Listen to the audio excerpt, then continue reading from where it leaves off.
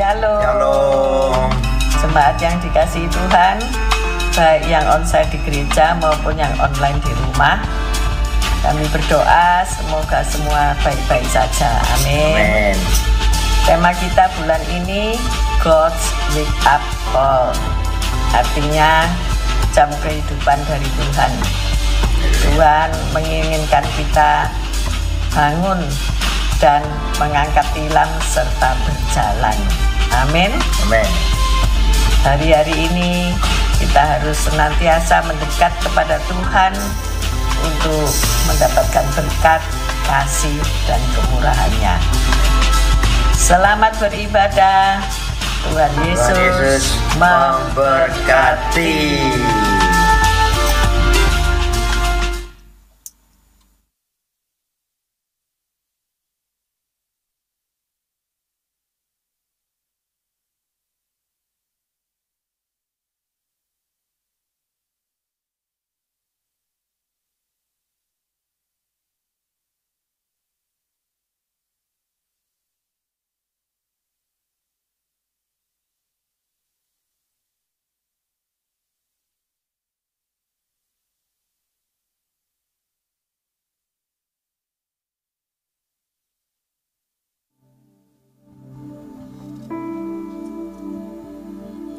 Shalom, selamat pagi Bapak Ibu Saudara yang terkasih dalam Tuhan Yesus Kristus. Puji nama Tuhan. Mari kita memuji meninggikan namanya sebab Dialah Raja di atas segala raja. Haleluya. Namun sebelumnya mari kita berdoa. Bapa di surga, kami mengucap syukur dan berterima kasih. Engkau adalah Allah yang baik dan kami bersyukur Tuhan kami boleh mengenal Allah seperti Engkau. Kami mau berjalan dalam kebenaran, di dalam kebenaran ya Tuhan. Sebab Engkaulah pusat kehidupan kami ya Tuhan. Engkaulah sumber dan pusat penyembahan kami ya Tuhan.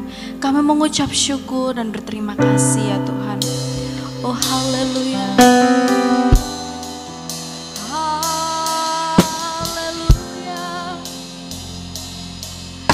Haleluya.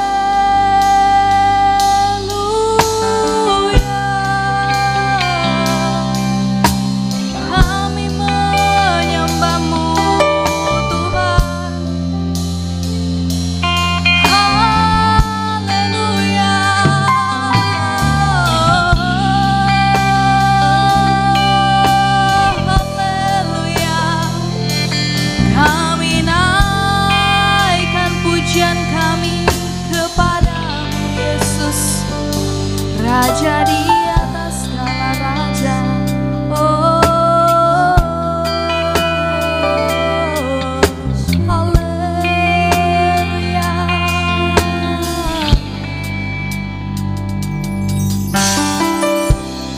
Engkaulah perisaiku saat badai hidup menerpaku. Firman-Mu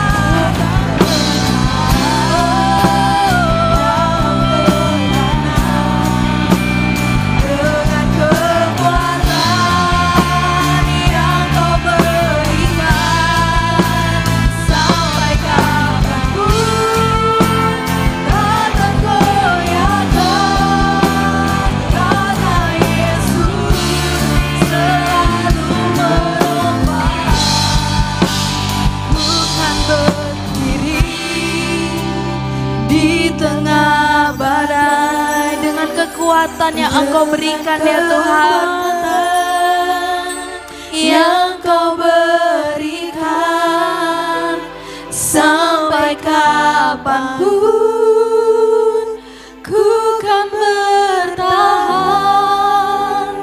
karena Yesus selalu menopang.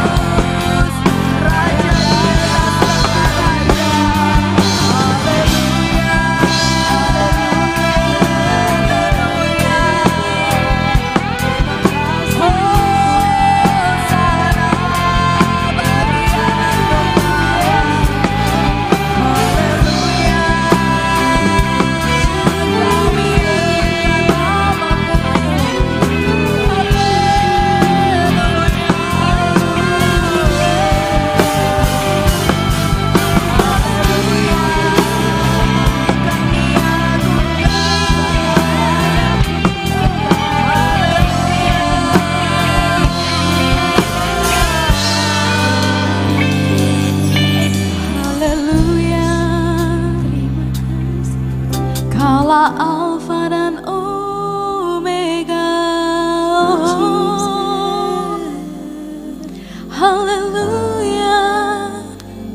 Kalau kita ada sampai hari ini, itu semua karena kasih karunia Tuhan. Itu semua karena tuntunan Tuhan di dalam setiap hidup kita. Begitu baik Tuhan di dalam setiap hidup kita. Haleluya.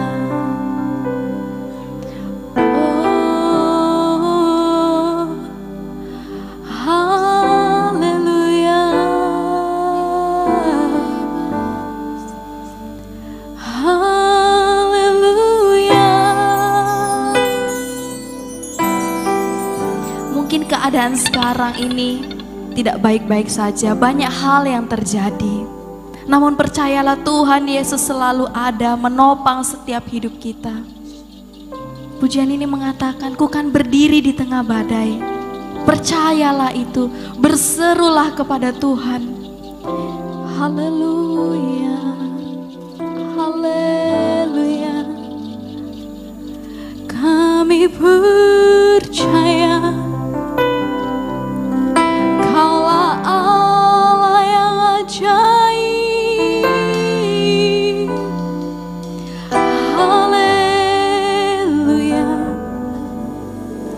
haleluya. Mari Bapak Ibu ambil waktu, naikkan pujianmu, naikkan syukurmu. Dia ada di tempat ini, dia rindu pujian Bapak Ibu semua.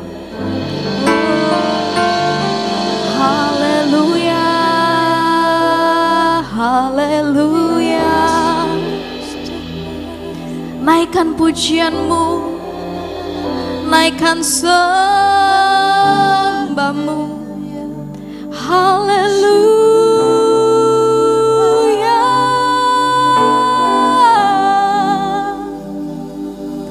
haleluya, haleluya. Kaulah Raja, Kaulah yang berdaulat.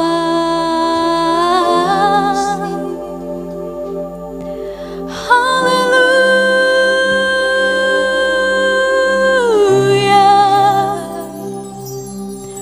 haleluya.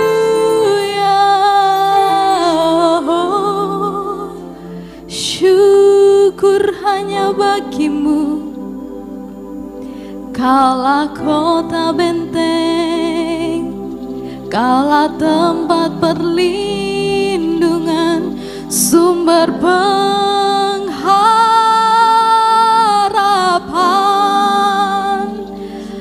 Haleluya, haleluya, haleluya.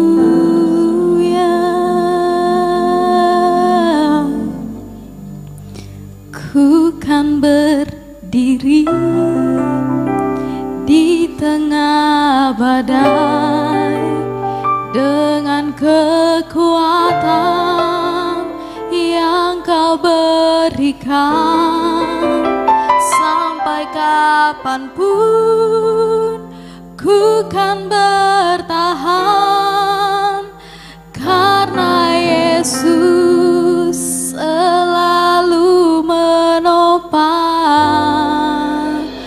Ku kan bertahan dalam tekanan dengan kekuatan yang Kau berikan. Sampai kapanpun tak tergoyahkan, karena Yesus selalu menopang. Ku kan berdiri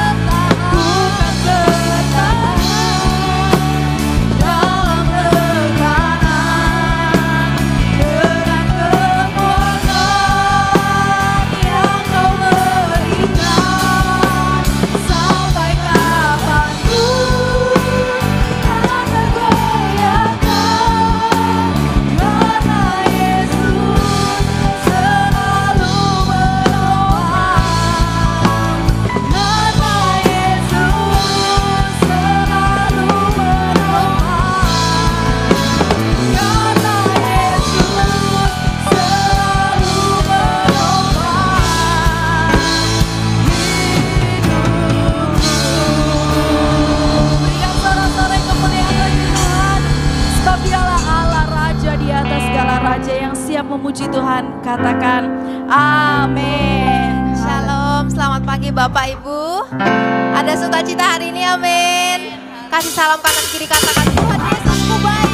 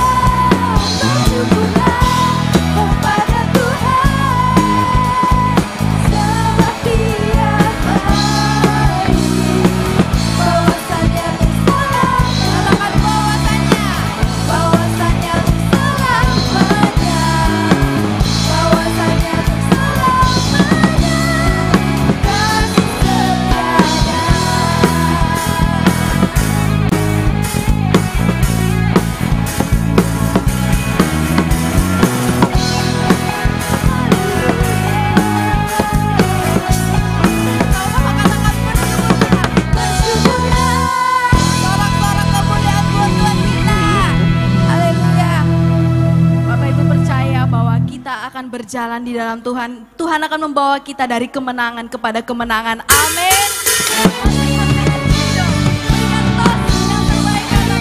Yesusku membawa kemenangan. Haleluya.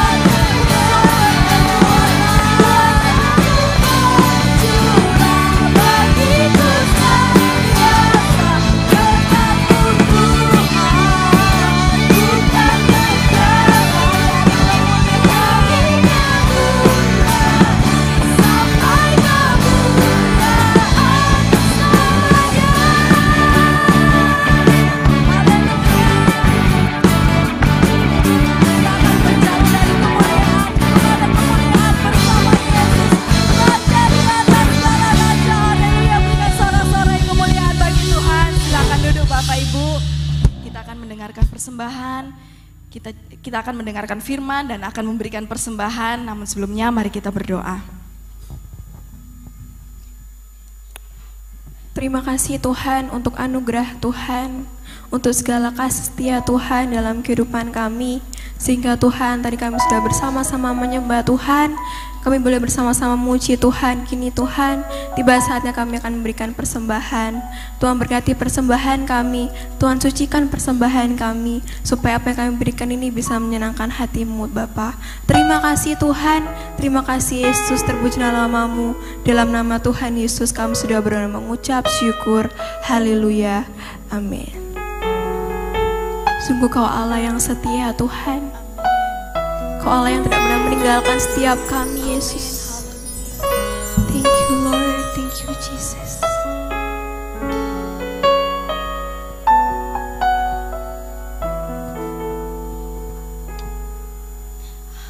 Hanya kepadamu ku bawa seluruh kehidupanku sebagai persembahan yang hidup dan yang berkenan kepadamu.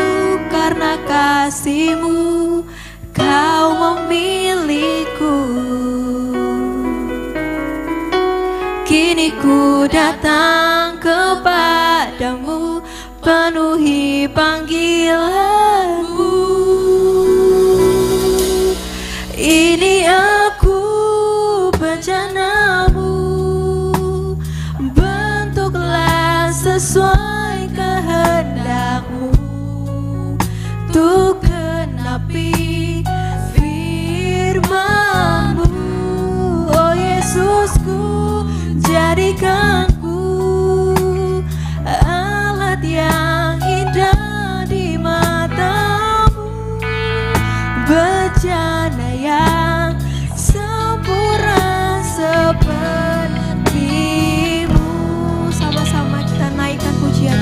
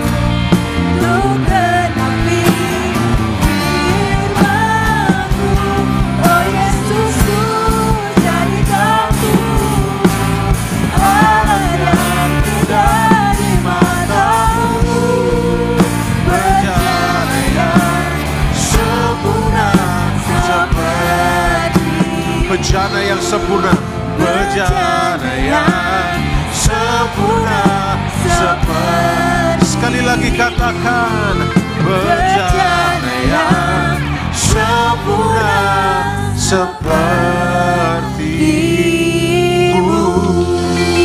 Mari berikan kemuliaan bagi Allah kita. Oh haleluya, haleluya. Terima kasih Engkau baik Tuhan. Terima kasih untuk hari yang baru. Terima kasih untuk kesempatan beribadah. Terima kasih buat nafas yang baru. Kami bersyukur punya Allah yang seperti Engkau. Mari pagi hari ini Tuhan, kalau Engkau memberi kami kesempatan bernafas hari yang baru, berarti masih ada kesempatan bagi kami untuk mengalami mujizat pertolongan Tuhan. Masih ada kesempatan bagi kami untuk sekali lagi melihat kebaikan Tuhan, keajaiban Tuhan dalam hidup kami. Dan untuk itu Tuhan, kami membuka hati kami. Kami percaya kebaikan-Mu melimpah dalam hidup kami. Mari pagi hari ini Roh Kudus, berbicaralah pada kami semuanya. Kami tahu Engkau punya pesan bagi kami semua, supaya kami tidak tersesat, supaya kami tetap mengasihi Engkau, supaya kami hidup di dunia yang semakin hari semakin tidak menentu. Kami tetap punya arah tujuan, yaitu Engkau Tuhan Yesus. Engkau Tuhan yang sudah mengampuni setiap kelemahan kami. Engkau Tuhan yang sudah mengasihi kami bahkan sebelum kami mengasihi Engkau. Kami bersyukur punya Allah seperti Engkau. Dalam nama Yesus Kristus. Haleluya. Sama-sama yang siap mendengarkan firman Tuhan, kita berkata, amin. Berikan kemuliaan buat Tuhan Yesus kita. Silakan duduk kembali. Puji nama Tuhan. Terima kasih tim Praise and Worship. Tuhan Yesus memberkati. Saya menyapa saudara semuanya. Shalom. Selamat pagi. Apa kabar semuanya? Senang sekali bisa berada di tempat ini. Tempat ini bukan tempat asing. Tempat ini rumah sendiri, di mana dari dulu saya belajar melayani di sini. Ternyata istri saya orang sini, kakak ipar saya juga orang sini, dan saya kaget dia hadir di belakang. Saya tadi lagi berdiri angan-angan dia, bersyukur ya. Sekarang kakak ipar saya, lucu juga kalau kakak ipar, umurnya sama saudara ya kan. Jadi saya tidak pernah mengambil kakak, enggak pernah saudara. Kita selalu bercanda seperti teman. Tadi saya lagi angan-angan, bersyukur ya, hari Minggu, kebetulan istri saya tidak bisa ikut karena lagi mimpin pujian juga di Mojokerto. Dan juga saya tahu papa mama mertua saya juga melayani firman Tuhan. Sekarang kakak ipar saya kemarin juga berdiri di sini khotbah melayani Tuhan. Saya lagi angan-angan, terus lihat ke belakang, loh, orangnya ada di gereja. Kaget saya saudara. Saya bersyukur bahwa gereja ini terus dipakai Tuhan. Bukan untuk jadi terkenal, tapi untuk jadi saluran berkat Tuhan. Saya percaya setiap orang yang melangkahkan kaki masuk ke tempat ini, Tuhan perbaharui, Tuhan ubahkan, Tuhan pulihkan. Nama saudara berarti sesuatu. Apa itu? Cari sendiri di Google nanti.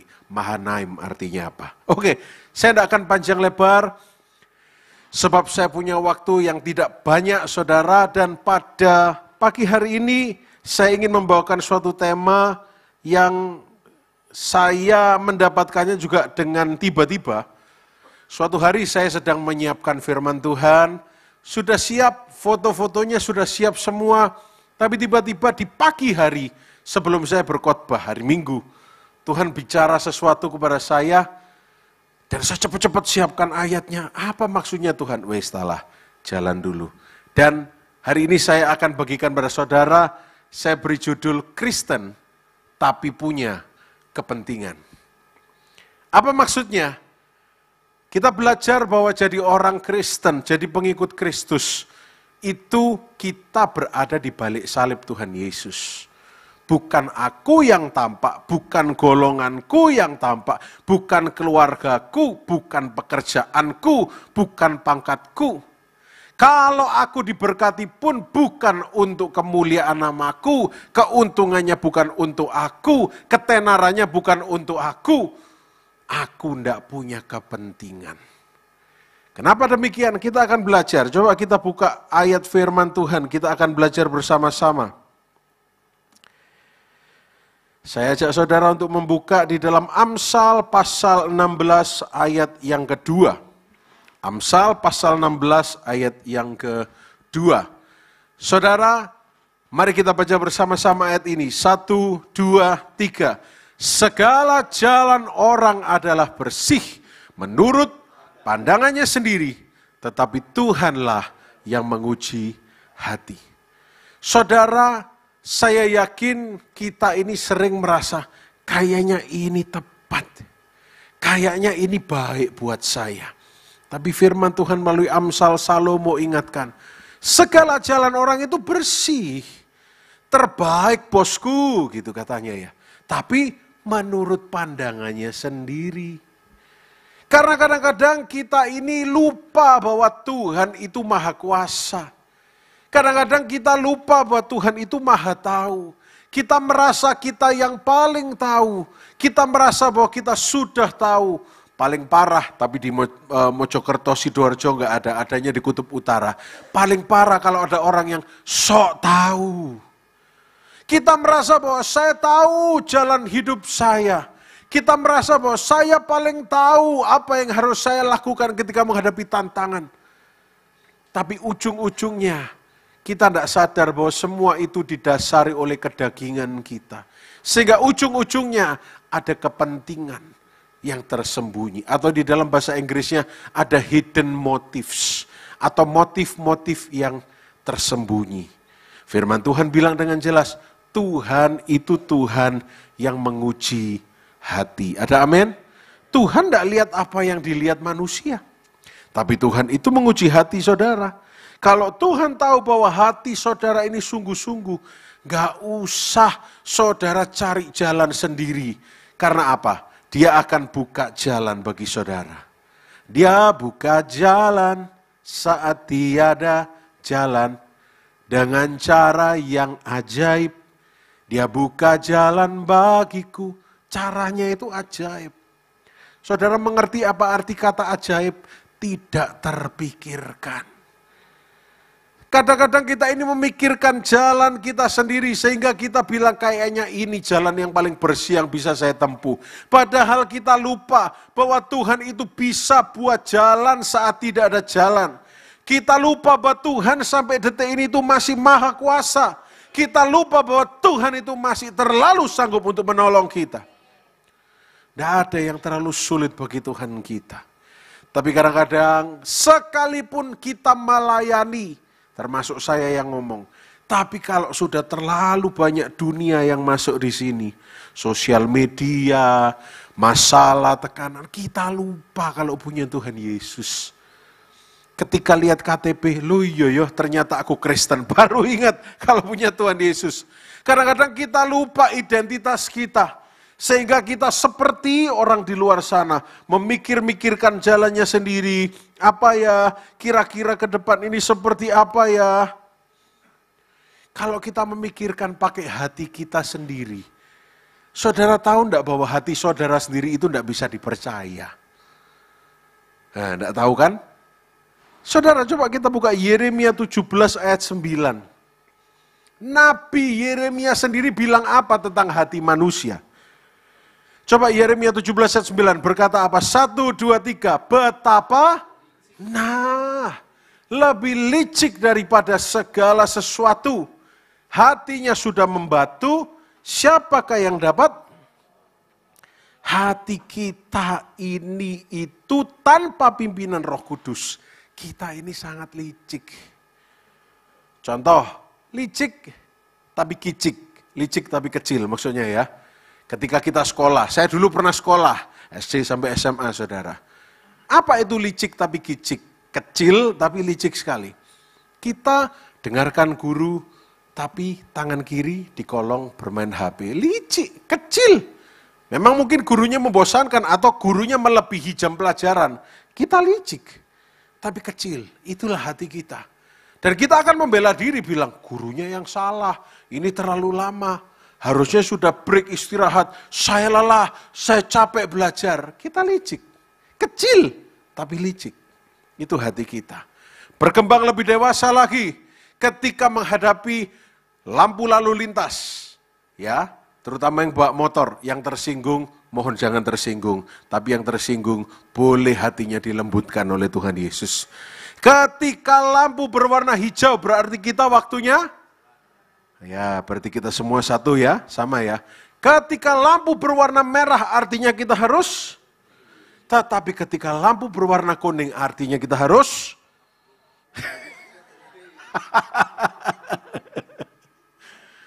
sesuai peraturan harusnya bersiap-siap berhenti, Pak. Tapi kadang-kadang itu, Pak, lo enggak usah malu, saudara. Saya juga melakukan kadang-kadang, saudara. Kayaknya telat pelayanan 1 menit itu berharga, Pak. Jadi waktu lampu kuning, saya sedikit licik, lihat kanan kiri kosong. Oke, Pak, saya gaspol.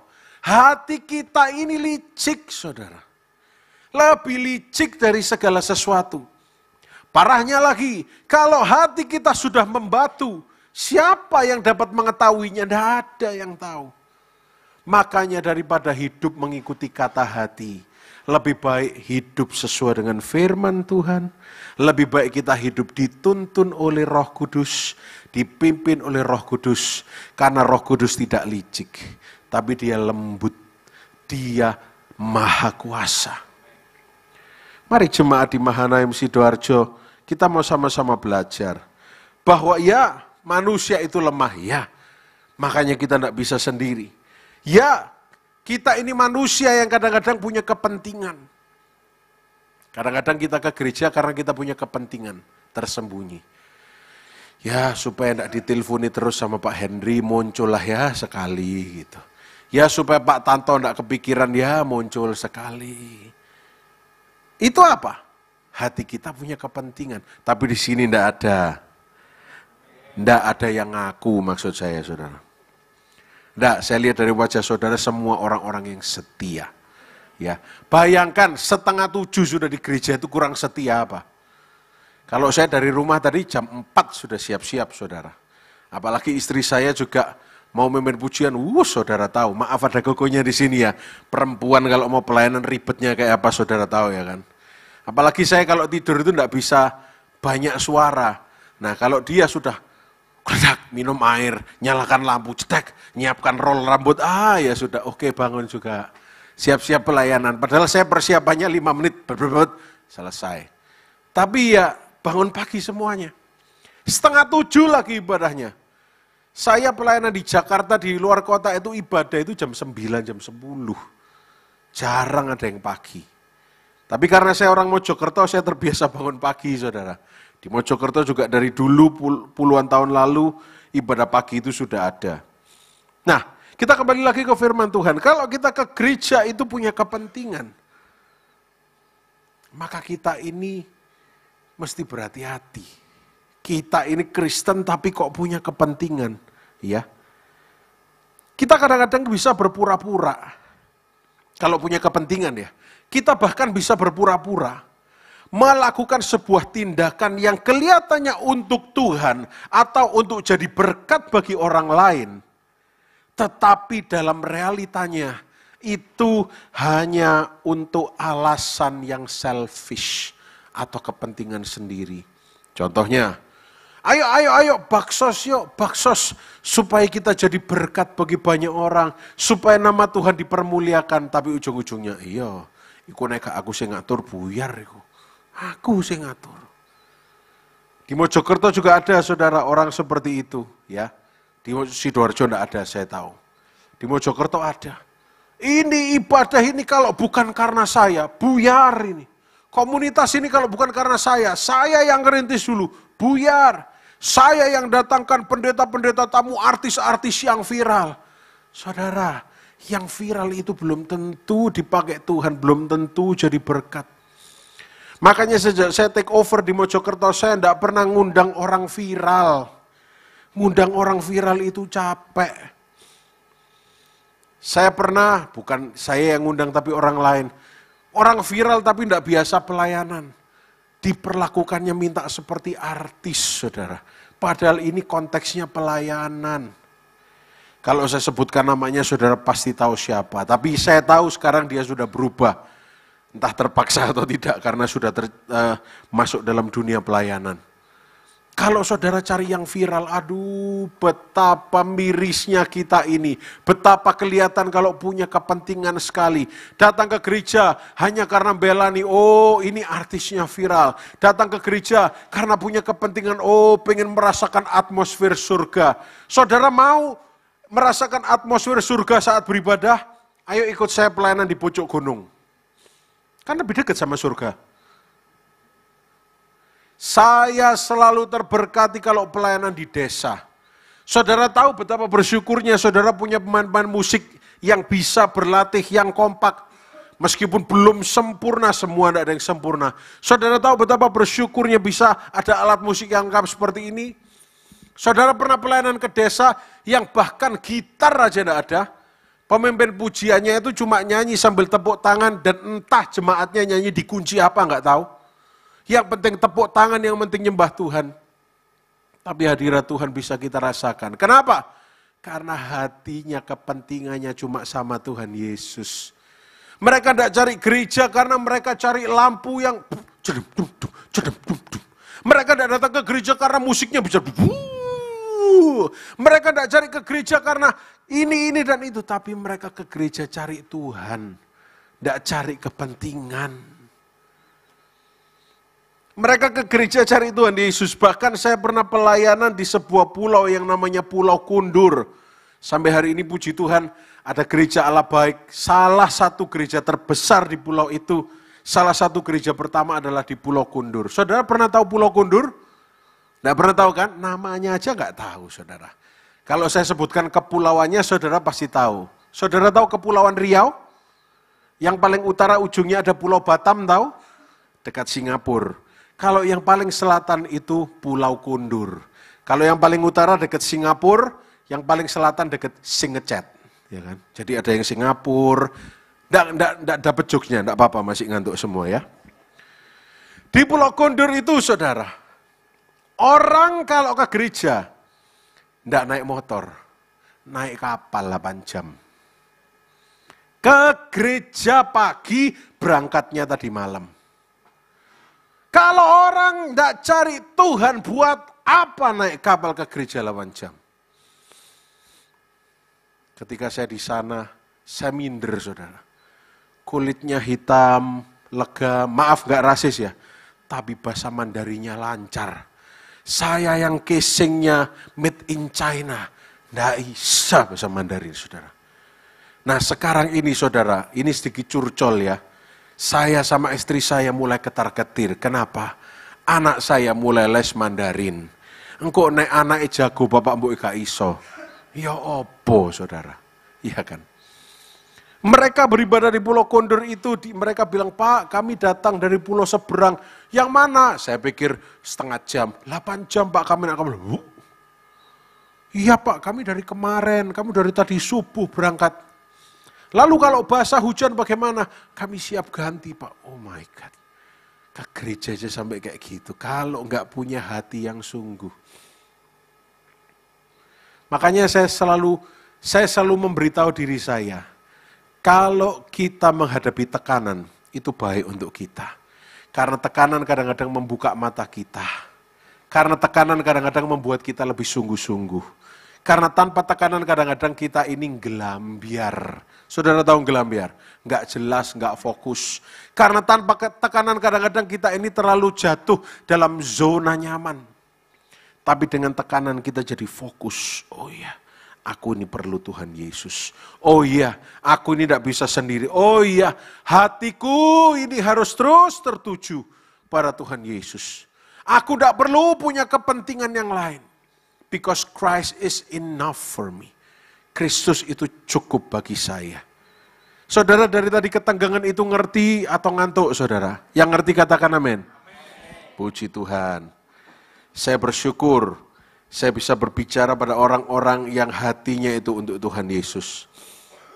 Saudara kadang ini kita merasa bahwa Allah paling Tuhanlah tetap memberkati kita. Oh tapi kita nggak boleh lupa.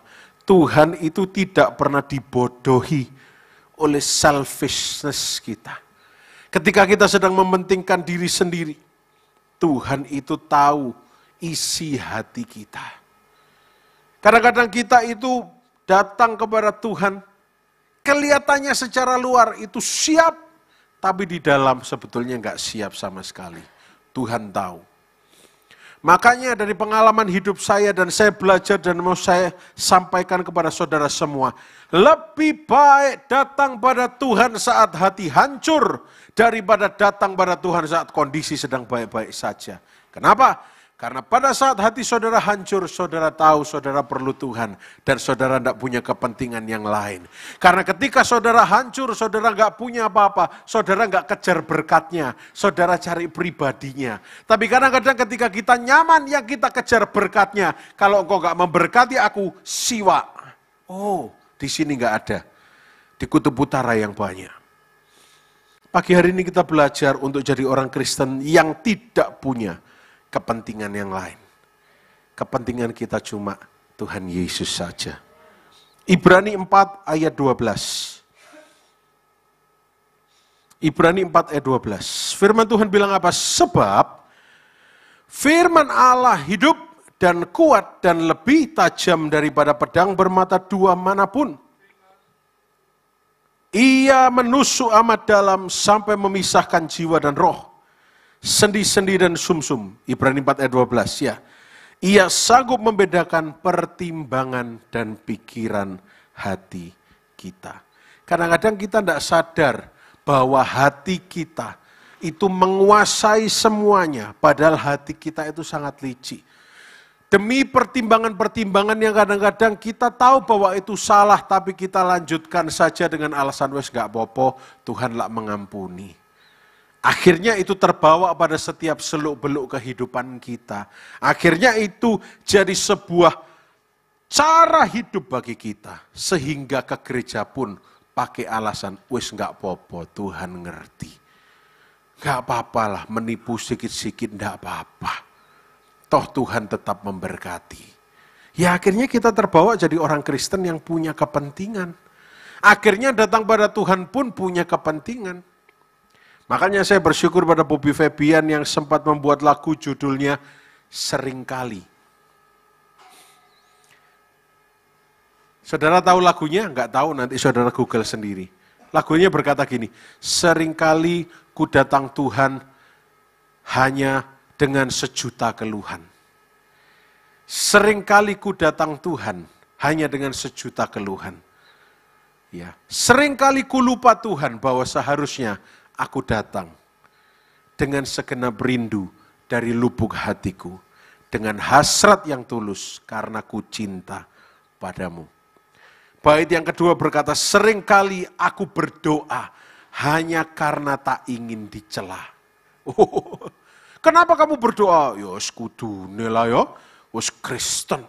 Apalagi saya ini setia orang Kristen lama, oh gitu. Pokoknya harus berdoa. Ternyata hanya karena nggak ingin dicela. Saudara percayalah, saudara mau berlaku sebaik apapun, orang pasti tetap bisa mencela saudara. Saudara tidak perlu berbuat jahat untuk dicela. Saudara lama nggak ketemu orang aja, saudara bisa dicela sama orang lain. Cela itu level 1, lebih tingginya dicelatu, gitu ya saudara ya. Nggak usah takut, dan nggak usah membela diri. Saudara mau saudara yang membela diri atau Tuhan yang bela saudara?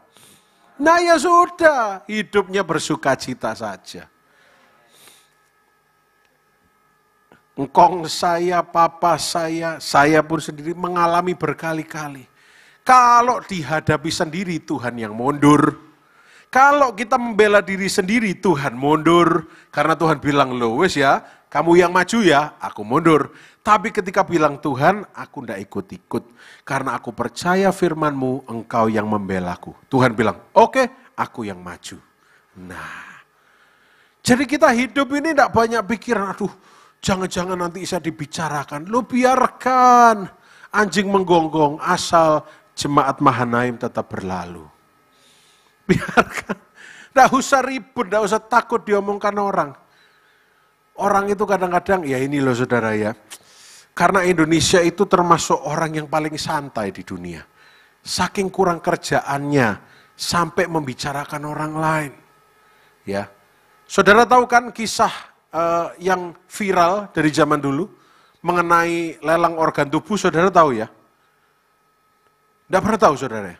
Suatu hari ada lelang dan ini khusus medis saudara ya. Ini serius. Jangan ketawa, serius ini. Kok saya mulai ketawa saudara? Ada 3 bagian tubuh yaitu otak manusia. Yang pertama otaknya orang Jepang, otaknya orang Amerika, otaknya orang Indonesia. Ketika otaknya orang Jepang dilelang, ditawar murah sekali. Sangat murah. Tidak bisa naik-naik harganya, akhirnya ya sudah. Kemudian otaknya orang Amerika, ya lebih tinggi dari otaknya Jepang, orang Jepang. Tapi nggak bisa naik lagi harganya. Tapi ketika tiba di otaknya orang Indonesia, mahal sekali harganya. Semua orang memperebutkannya. Karena apa? Nggak pernah dipakai. Ini bercanda ya, jangan serius-serius amat. Kadang-kadang kita itu yang harusnya kita lakukan, kita nggak lakukan. Yang nggak harusnya kita lakukan, itu kita lakukan. Nah makanya jadi orang Kristen, jangan punya kepentingan. Kepentingan kita itu cuma untuk menyenangkan hati Tuhan. Ayo coba kita menyelaraskan hati, kita mau nyanyi sama-sama. Menyenang, senangkanmu, hanya itu. Menyenangkanmu, senangkan.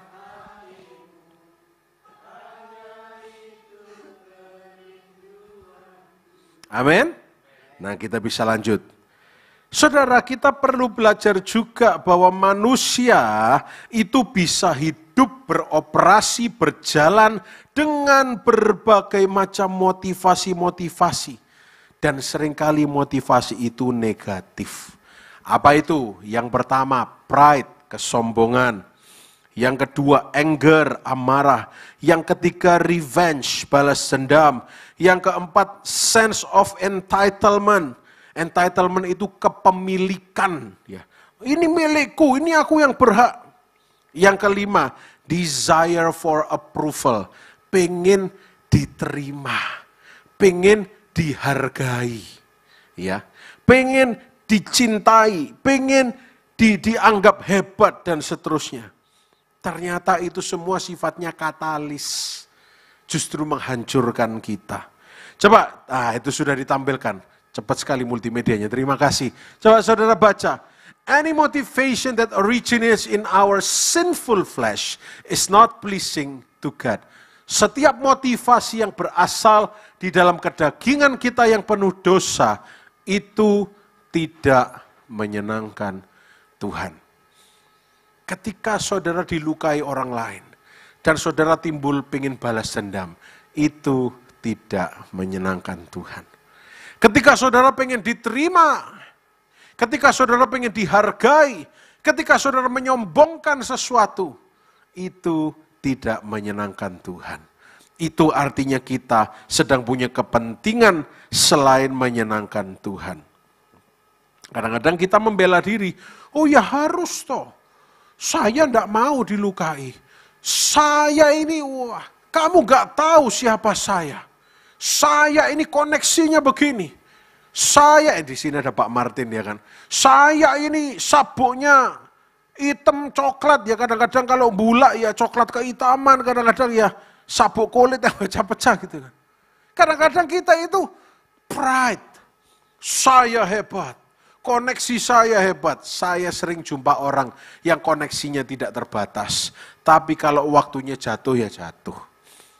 Saya juga pernah dengar sendiri waktu zaman COVID, may he rest in peace, bosnya oksigen tidak bisa bernafas karena kehabisan oksigen. Coba saudara. Bosnya oksigen Surabaya. Kalau saya sebutkan perusahaannya, saudara pasti tahu itu siapa. Kehabisan oksigen. Tidak bisa bernafas. Apa sih yang mau dibanggakan dari kita ini? Apa sih saudara? Gelar. Saya tidak pernah membanggakan gelar saya. Bahkan saya bilang sama Mulmet Mojokerto, kalau saya khotbah copoti gelar saya semua. Nggak perlu. Nggak enak, beban saudara. Enak enteng saudara. Makanya saya lebih senang kalau dipanggil Ko Daniel. Nggak pakai Bapak Pendeta Doktor, Profesor Doktor, Karburator bocor. Alah. Nggak enak. Lebih baik dipanggil apa adanya ya. Dipanggil, kalau yang senior itu manggil saya kadang-kadang Nyo, manggil saya kadang-kadang Den, lebih enak. Kok perlu Bapak Profesor Allah, tidak perlu. Itu artinya biasanya yang manggil kayak gitu punya kepentingan ujung-ujungnya saudara. Minta tolong Pak ya kan gitu loh. Saya sudah tahu, saya sudah bisa membaca ya, tapi gini-gini. Mamanya psikolog, tantanya psikolog, adiknya psikolog. Jadi paling enggak psikolog itu tahu sedikit-sedikit lah saudara. Apalagi istrinya sarjana ekonomi, telitinya luar biasa ya kan. Jadi yang saya sesantai ini jadi agak lebih teliti sama lebih perhatian sama orang. Jadi kalau saudara ke gereja masih punya kepentingan, ayo kita merubah diri kita. Karena setiap motivasi yang berdasarkan kedagingan kita itu tidak menyenangkan Tuhan. Kenapa? Coba kita buka Roma 8 ayat 8. Semoga 10 menit, 5 menit lagi saya selesai. Ya. Roma 8 ayat 8. Coba kita baca sama-sama ayat ini. 2, 3. Nah, gak mungkin menyenangkan Allah kalau hidup dalam daging. Saya ingin tanya, saudara hidup mau menyenangkan diri sendiri atau menyenangkan Tuhan? Tuh kita sudah nyanyi ya tadi. Menyenangkanmu, senangkanmu, hanya itu. Kan saudara langsung gini, kepentingannya kan langsung muncul. Tuhan, nek Anda disenangkan Tuhan. Terus berkat saya bagaimana? Kristen tapi punya kepentingan. Tuhan, kalau Engkau disembah, dipuji, lalu apa yang bisa aku dapatkan? Kalau aku sudah setia mengiringmu ikut Engkau, apa timbal baliknya bagiku? Firman Tuhan bilang Tuhan gak perlu hormat dari manusia. Loh. Jadi ketika kita beribadah, kita cari Tuhan, itu yang dapat keuntungan kita sendiri. Saudara punya handphone, ada yang tidak punya handphone saudara, ada yang handphonenya tidak perlu di-charge sama sekali, saya mau beli itu. Ya, kenapa? Tidak ada handphone yang tidak perlu di-charge.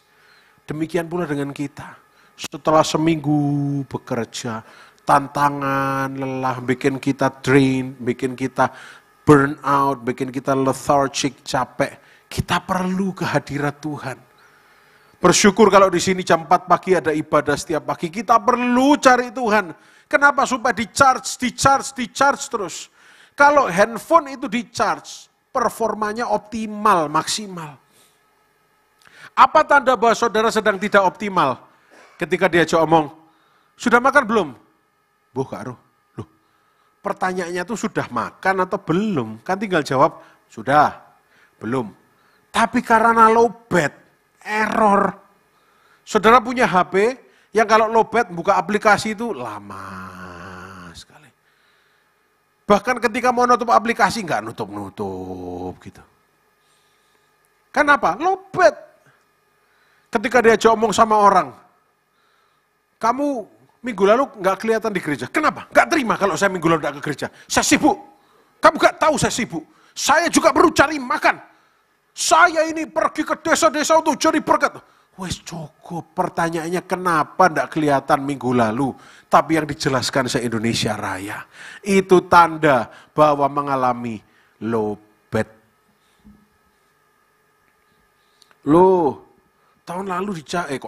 minggu lalu dicari loh sama Pak Tanto, sama Pak Henry. Kenapa?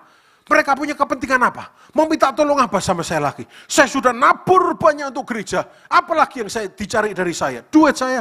Loh, wong cuma ditanya, dicari Pak Tanto, dicari Pak Heri. Ngomongnya kok sejagat raya. Itu tanda-tanda Kristen tapi punya kepentingan. Saya pernah berhadapan langsung dengan orang-orang yang begini. Ada orang yang sorry to say pindah ke Mojokerto karena mungkin merawat orang tuanya yang sudah tua. Ternyata dulu dia pernah bergereja di satu gereja di Jawa Timur. Dia kepahitan sama pendetanya. Akhirnya ketika dia pindah ke Mojokerto, dengan segala title-nya, dengan segala hartanya dia bilang, saya mau berjemaat di sini, tapi saya jadi bendahara gereja. Tiba-tiba ngomong gitu, saudara. Saya yang pegang keuangannya, nanti peti mati saya yang sumbang semuanya. Enggak, ini ketawanya saya sendiri, bukan dia ya. Supaya lebih dramatis gitu loh saudara ya kan. Dan kemudian dia bilang, ini sound systemnya bisa lebih optimal gak ya? Padahal mereka enggak tahu, sound system itu ditabur orang miliaran nilainya. Ini yang khotbah juga, Pak Hosea kalau khotbah gak enak, kurang viral, khotbah terlalu, nadanya terlalu lembut, bikin orang ngantuk. Pak Samuel juga khotbahnya pakai bahasa asli, apalagi itu yang muda-muda Daniel itu juga kurang cocok. Semua diserangi, artinya orang ini sedang sakit, artinya orang ini punya kepentingan. Tolong beritahu, kebetulan itu dulu mantan nasabahnya Lolita juga, makanya Lolita, oh iya kenal orang itu. Akhirnya kita ngobrol ya kan, oh iya. Wah akhirnya dia banyak ngomong, oh ini harusnya gereja itu begini, atapnya enggak boleh begini. Kadang-kadang gitu saudara, bukan donatur tapi ngatur. Wong yang donatur aja harusnya enggak boleh ngatur, ini sudah bukan donatur, tapi donal bebek ya kan, tapi berusaha ngatur. Tapi tahu apa yang kita lakukan saudara? Saudara tahu apa yang kita lakukan sebagai tim penggembalaan? Kita enggak lakukan apa-apa. Kita terus welcome dia beribadah. Kita terus kasih salam shalom, selamat pagi. Dalam hati tapi dagingnya, kon sih ngomong macam-macam. Wash, ya bisa. Tapi enggak kita lakukan ya kan. Kamu model kayak gini, aku sih dukur. Kamu kuntet ya kakek ngomong. Nah maaf ya bercanda saudara. Yang tersinggung mohon maaf. Orangnya di sini enggak ada, di Kutub Utara adanya. Di Mojokerto. Akhirnya waktu demi waktu. Orang ini berubah. Sekarang gak pernah bolong ibadah minggu pagi. Sekarang kalau datang ke gereja, shalom, apa kabar? Gak pernah ngomong yang macam-macam. Karena apa? Dia sadar. Kepentingannya itu cuma Tuhan Yesus, gak yang lain-lain. Dan dia sadar, loh, ini kok aku beda ya sama yang aku rasakan dulu. Ini lingkungannya nggak toksik, makanya bersyukur Tuhan beri gereja Allah baik. DNA-nya gereja Allah baik itu non-toksik. Nggak boleh ada toksik di tempat ini. Yang pernah toksik tapi bertobat katakan amin lebih keras. Yang nggak ngaku kalau dulu pernah toksik tapi sekarang minta ampun katakan amin. Amin. Saya juga. Nggak usah pura-pura punya kepentingan. Semua kita pasti pernah toksik. Mungkin ada yang pernah ngerasani Pak Tanto ya, Pak Tanto ya. Pak Tanto itu ibadah duduk depan tapi kadang-kadang ngantuk. Mungkin ada yang kayak gitu ya kan. Nggak ada yang berani toh, saya berani. Karena saya keluarga sendiri sama Pak Tanto. Kalau orang itu cuma ngerasani orang toh hidup. Kalau kata orang Korea, tolong yang muda-muda dikoreksi Korea saya ya. Orang Korea akan selalu berkata, Shingyong Kusho. Betul enggak ya? Enggak tahu ya. Ya sudah, saya ngawur karena belajar dari adik-adik saya. Artinya enggak usah urusi urusanmu sendiri. Ketika kita ke gereja, kepentingan kita cuma pandang Tuhan Yesus, bersyukur kepada Tuhan, tidak mementingkan daging kita. Ke gereja entah pemain drumnya jongkir balik, sticknya nyantol digabus atau apa, urusannya bukan urusan saudara. Karena saya pemain drum, saya tahu apa itu akrobat di dalam kotak drum, saya tahu. Tidak peduli pianonya misalnya tiba-tiba stylenya mingsle atau apa. Atau rambutnya, misalnya rambutnya Kobe ini piaannya berubah karena kena angin. Bukan urusan saudara. Urusan saudara cuma datang menyembah Tuhan. Yang mau jadi orang Kristen tapi tidak punya kepentingan yang lain, katakan amin. Coba, kalau saudara ke gereja tidak punya kepentingan yang lain. pulang saudara diberkati luar biasa oleh Tuhan. Berikan kemuliaan buat Tuhan Yesus. Tapi kalau kita ke gereja itu masih, nah ini bahasa Perancis belajar sedikit ya, ngecues, ngecemes, klesak-klesik, terus nggak diberkati hidup kita ini saudara. Kita ke gereja ini cari Tuhan, nggak cari panas hati. Iku lho mang, WL ambek singeri, warna bajunya podo tapi kok modelnya beda-beda misalnya gitu. Loh ya babano sih saudara. Lah masih mending daripada mereka WL pakai daster, ayo bayangkan sudah. Wes biarno ta. Saya ini bercerita karena yang saya lihat dari gereja lain itu seperti itu, semua dikomentari. AI iki loh hari ini anting-antingnya bagus sekali. AI iki hari jambule tinggi sekali. Wes babano mau jambule madep depan, madep belakang bukan urusan kita. Urusan kita itu datang ke gereja, cari Tuhan. Ada lagi orang Kristen yang menamakan dirinya orang Kristen lama. Nyonyo, tak kasih tahu ya. Cece itu loh nyo, yang duduk di belakang itu. Kenapa kok ke gereja dia roknya pendek sekali? Lah apa mbok tontoi Saya bilang itu. Biar mau dia pakai rok segini, mau pakai rok segini, mau roknya pakai gaun pernikahan, urusannya wongnya. Bukan urusan kita. Saudara belum kan? Nanti kalau Tuhan sudah jamah, penuaian terjadi, jangan kaget. Nanti sorry to say, tiba-tiba ada waria masuk ke gereja, LGBT masuk ke gereja. Lah kalau budayanya sudah toksik dari awal, bagaimana mereka bisa diterima? Kalau kita jadi orang Kristen yang masih punya kepentingan, bagaimana mau memenangkan jiwa? Sedangkan setiap hari sampai bungkuk-bungkuk doa, kirimkan jiwa-jiwa, oh kirimkan jiwa-jiwa, oh lama sikal wah. Tapi begitu, oh anting-anting imengsle, pasti kutu kuning nyolong, lu ngono adik. Aduh. Saya tahu saudara ketawa karena tidak ada yang pernah melakukannya. Sini semuanya non-toxic semua ya. Sini semuanya BPA free, non-toxic. Ibu-ibu pasti tahu apa itu BPA free. Bapak-bapak tahu BPA free? Bapak Agus pasti tahu, karena sama-sama saya membesarkan anak ya kan. Non-toxic, tidak beracun. Saudara, kita buka lagi. 2 Korintus 9 ayat 7. 2 Korintus 9 ayat yang ke-7. Saudara kita masih mengerti saudara ya, ikut Tuhan Yesus.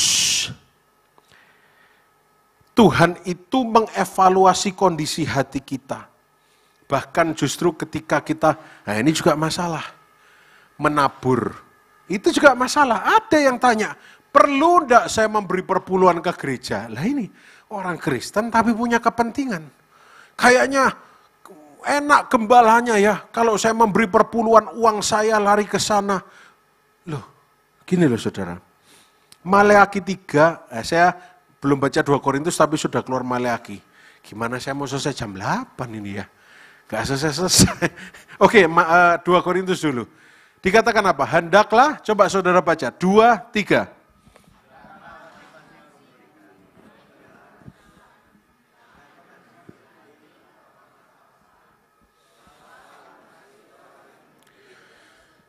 God loves a cheerful giver.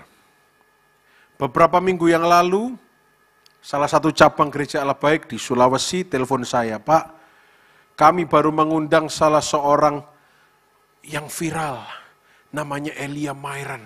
Wah. Tapi Pak, ketika dia memberi tanya jawab, ditanya, apakah memberi perpuluhan itu perlu? Dia menjawab, sudah tidak perlu. Ternyata setelah saya cross check beberapa minggu sebelumnya, dia juga mengadakan acara yang sama di Gereja Allah Baik. Bukan Gereja Allah Baik yang mengundang, tapi di Gereja Allah Baik Surabaya. Pertanyaannya sama, dia jawab, ya bisa perlu, ya bisa tidak. Loh terus ya apa? Jawabnya yang betul yang mana? Nah gini ini kan menghalangi orang diberkati. Kenapa? Orang kalau melakukan firman Tuhan pasti diberkati. Dan ini dikatakan apa? Kalau memberi menurut apa? Kerelaan apa? Lagi-lagi masalah hati yang muncul. Dari tadi kita bahas hati. Hati itu Nek aku nabur, aku entuk opo? Loh, gimana sih saudara? Di sini tidak ada, makanya saya berani cerita. Ya, hendaklah masing-masing memberi menurut kerelaan hatinya, jangan dengan sedih atau karena terpaksa. Ya wis lah perpuluhan terpaksa nyoh. Tapi uangku tak kasih GPS. Lari kemana uangku ini? Dibelanjakan kemana sama Pak Tanto kira-kira? Kira-kira kemana misalnya? Sudahlah. Orang, ini saya berbagi karena ini gereja Allah baik, keluarga sendiri. DNA-nya harus sama. Kalau kita datang ke gereja ada peti perpuluhan persembahan. Ketika kita nabur, plung, urusan kita sudah selesai. Karena bagian kita cuma nabur, kita pasti Tetapi ketika kita nabur di tengah-tengahnya, kita umek sendiri, ceriwis, kita komentar, kita apa, berkatnya hilang.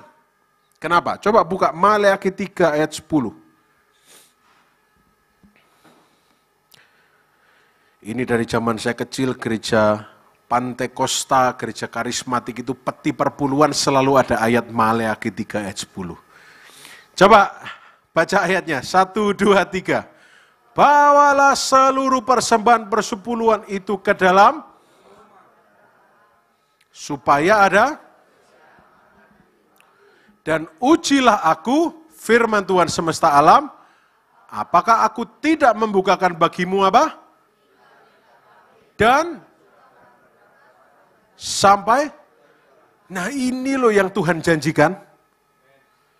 Mau diberkati? Ya sudah, lakukan firman Tuhan. Jadi saya tanya, perpuluhan masih perlu atau enggak? Nah, mulai ragu, enggak perlu Pak. Lebih baik kalau saya bagikan kepada orang-orang yang berkebutuhan. Loh itu lain. Coba baca lagi kalimat awalnya. Bawalah seluruh persembahan persepuluhan ke rumah tonggomu, ke rumah orang-orang yang memerlukan, ke rumahmu dewe. Kemana tulisannya? Rumah perbendaharaan. Supaya ada persediaan makanan di rumahku, kata Tuhan.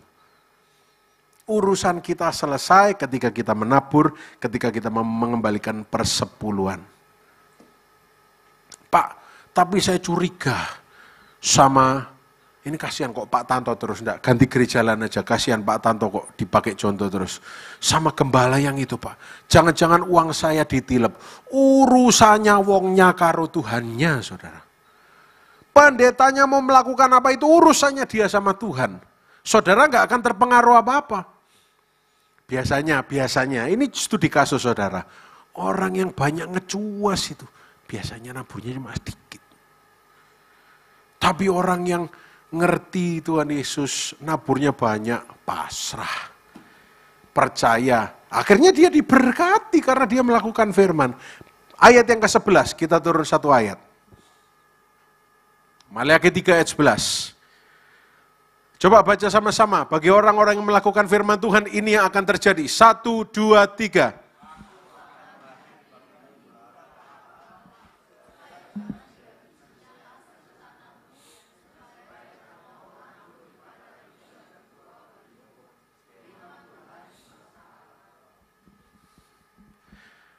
Jangan kaget kalau orang yang komentar, terus duitnya itu hilang, terus karena belalang belahap. Ini firman Tuhan, saudara.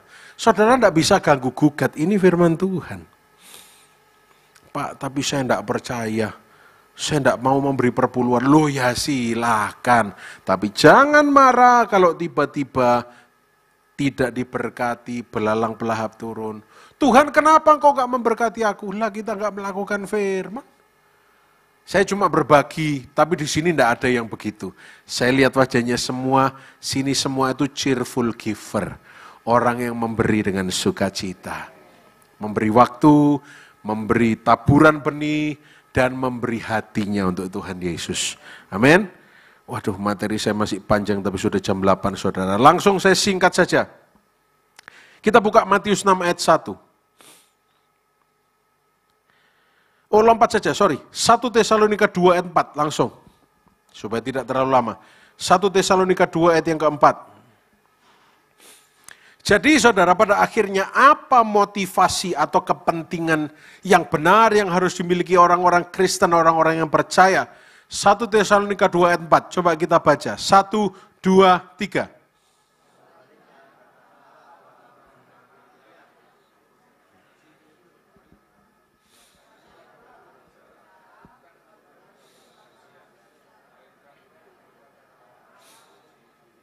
Amin. Menyukakan Tuhan. Ku mau selalu menyenangkan hatiku, ya. Apa? Udah sadar kan kita? Ku mau selalu menyenangkan hatiku, gitu. Gimana? Hatimu, bukan hatiku. Hati kita ini licik, berapa kali kita ulang kata hati kita itu licik. Selalu akan menemukan cara untuk menyenangkan diri sendiri. Artinya kita jadi orang yang punya kepentingan. Nah kalau sama Tuhan aja kita punya hidden motif, kita punya kepentingan-kepentingan. Gitu kita masih berani minta Tuhan berkatono, Tuhan sembuhkan aku, Tuhan usahaku tolong beresno. Lah Tuhan ngomong, kalau saya jadi Tuhan, jauh tak selentik awakmu. Nah gereja gak sungguh-sungguh jauh diberkati. Tapi untung Tuhan Yesus kita maha baik. Walaupun kita tidak sempurna, tapi dia selalu sempurnakan kita. Walaupun kita kadang-kadang ke gereja punya motif yang tersembunyi, tapi Tuhan Yesus bilang, nah tidak apa-apa. Tak tunggu sampai kamu pulih sempurna. Aku akan tetap menggendongmu sampai masa tuamu. Aku tetap Tuhan bagimu. Aku tetap mengasihimu. Aku mengampunimu sampai kapanpun. Aku menerima engkau apa adanya, bukan ada apa-apanya. Tuhan Yesus kita baik.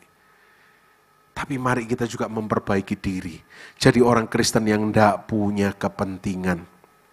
Slide saya yang terakhir, tolong ditampilkan. God wants us to know that He sees what no one else sees. He knows why we do what we do and desires to reward those whose hearts are right toward Him. Coba baca yang bawah, 2, 3. Tuhan mau kita tahu bahwa Dia tahu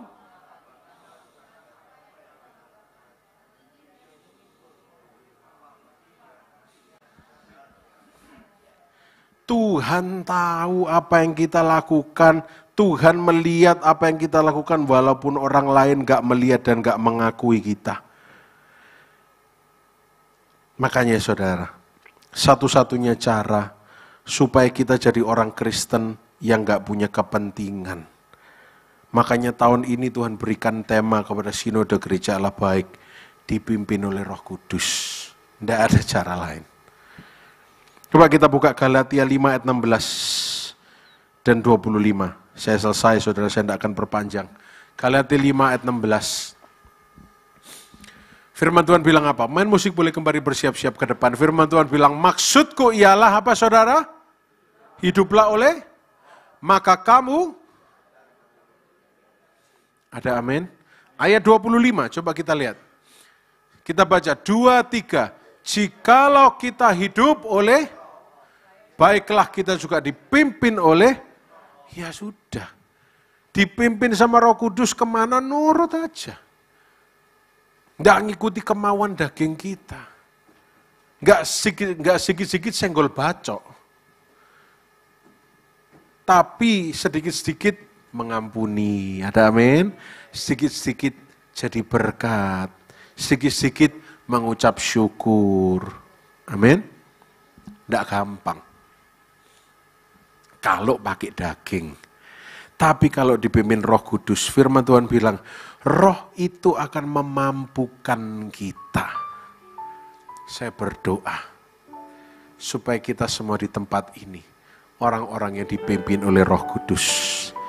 Jadi kita orang Kristen yang tidak punya kepentingan, saudara. Mungkin saudara masih protes, saudara masih umak, saudara masih, waduh, kayak gigi yang mau lepas gitu, oglak-aglek. Tapi saya butuh ini, tapi saya kurang ini, tapi saya kurang ini. Percayalah saya, Tuhan tahu. Tuhan tahu apa yang saudara butuhkan, lebih daripada saudara sok tahu tentang apa yang saudara butuhkan. Berapa banyak di sini yang pernah beli barang yang saudara kira bahwa saudara perlu, tapi ujung-ujungnya ngeletak di gudang.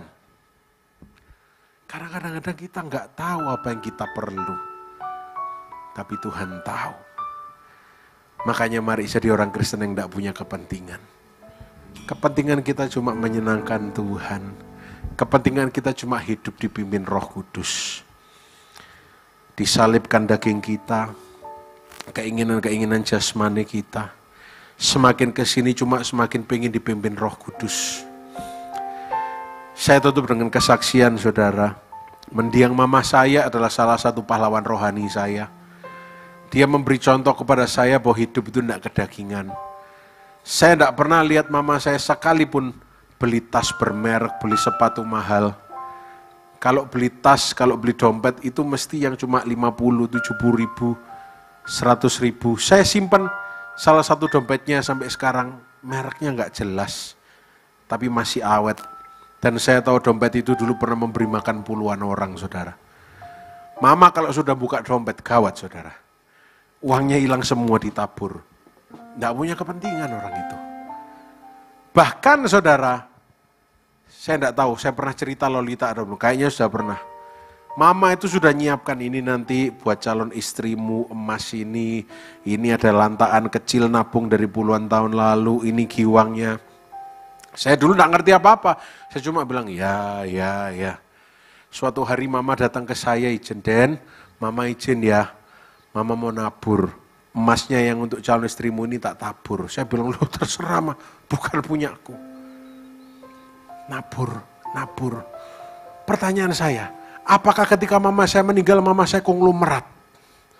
Apakah mama saya hartanya miliaran? Mama tidak ninggalkan uang ke anak-anaknya ketika dia meninggal. Apakah mama saya, depositonya triliunan? Mama tidak ninggalkan itu. Mama cuma ninggalkan pelajaran satu buat kami anak-anaknya. Hidup itu ikut Tuhan itu tidak perlu banyak kepentingan. Kalau cuma Tuhan Yesus ya Tuhan Yesus saja. Ada amin? Saya berdoa biar pagi hari ini kita semua orang Kristen yang tidak punya kepentingan. Kita jadi orang Kristen yang cuma mandang Tuhan Yesus. Tuhan, Engkau bilang A, manut.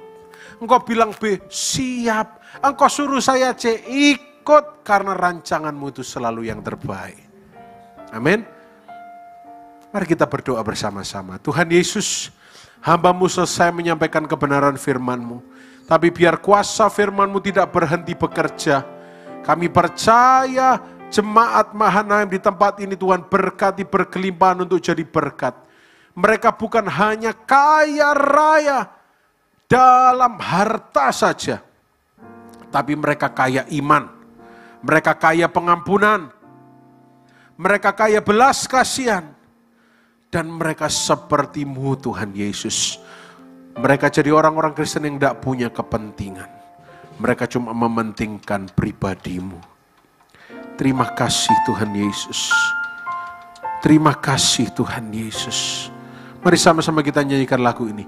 Tuhan, ku mau menyenangkan-Mu. Terima kasih Tuhan. Oh Tuhan, bentuklah hati ini jadi bejana untuk hormat-Mu. Cemerlang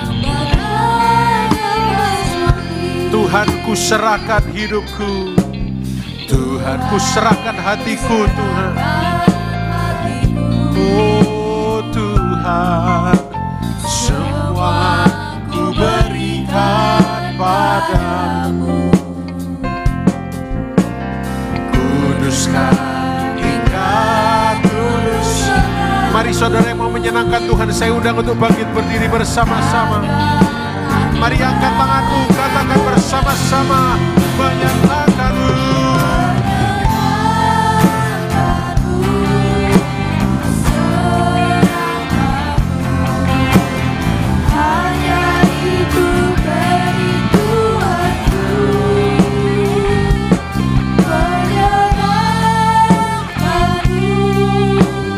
Senangkan hatimu.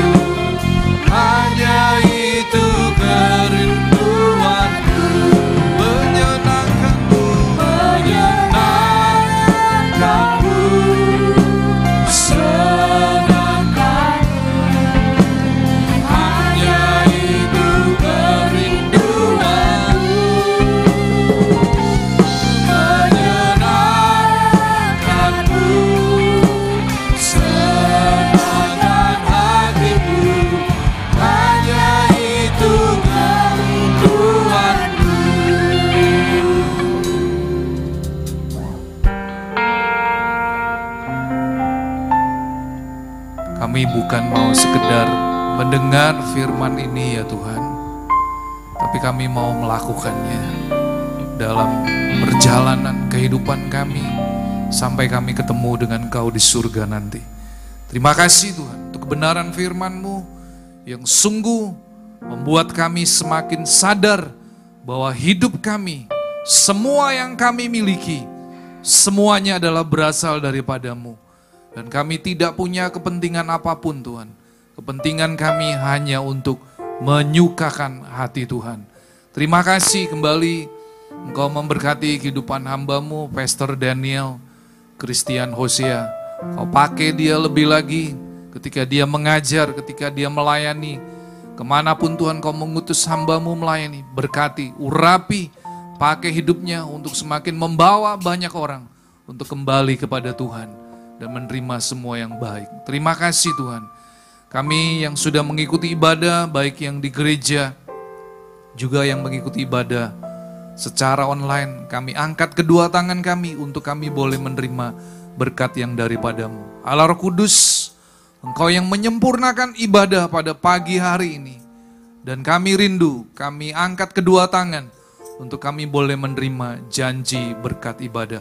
Bahwa Engkau Tuhan Allah yang sudah memberkati roti makanan kami. Engkau Allah yang memberkati air minuman kami. Dan Engkau yang memberkati tubuh kami senantiasa sehat, dijauhkan dari segala sakit penyakit apapun. Kami terima berkat, kasih, anugerah, keajaiban dan perlindungan dari Allah Bapa, Putra dan Roh Kudus, yaitu di dalam nama Tuhan Yesus. Tuhan memberkati engkau dan melindungi engkau. Tuhan menyinari engkau dengan wajahnya dan memberi engkau kasih karunia. Tuhan menghadapkan wajahnya kepadamu dan memberi engkau damai sejahtera.